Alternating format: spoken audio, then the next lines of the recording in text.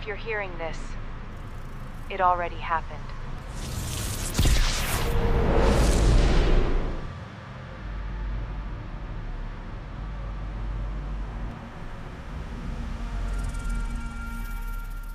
When Martin accepted the job as the night clerk at the Blackwood Inn, the manager gave him only one rule.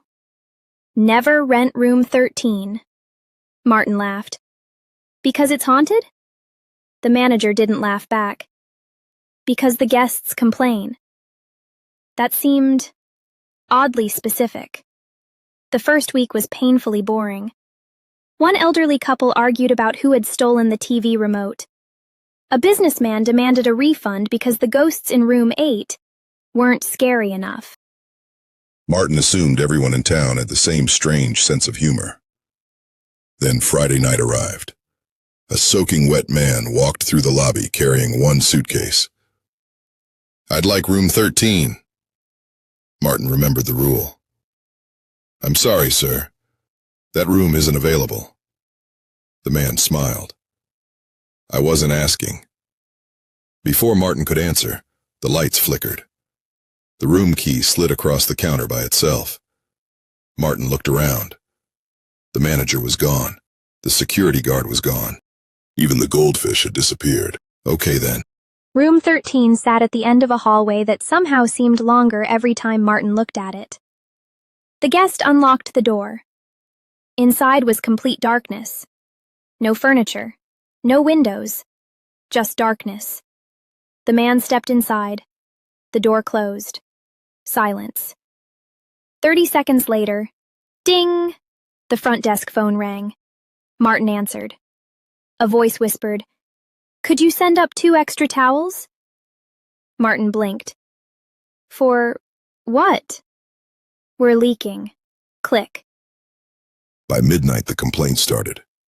Room 6 reported whispers coming from the air vents. Room 9 claimed someone kept breathing behind them. Room 11 insisted the wallpaper was slowly smiling. Martin wrote everything down. Maintenance tomorrow. He wasn't paid enough for supernatural plumbing. At 2:13 a.m., room 13 called again. "We're missing a spoon." Martin sighed. "A spoon?" Someone keeps eating the guests.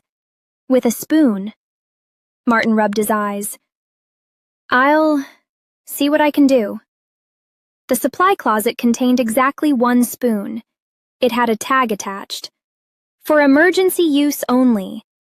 Martin decided not to ask. When he knocked on room 13, the door opened by itself. The darkness inside rippled like water. Hundreds of glowing eyes blinked. A dozen voices politely said, "Thank you." A pale hand accepted the spoon. The door shut. Everything became quiet. Too quiet. The next morning, the manager returned.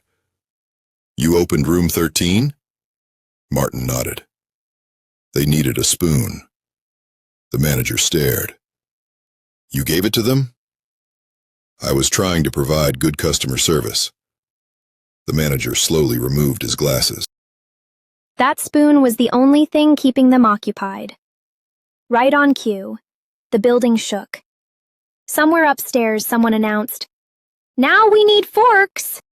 Every light exploded. The elevator screamed. The vending machine began apologizing. Martin sighed.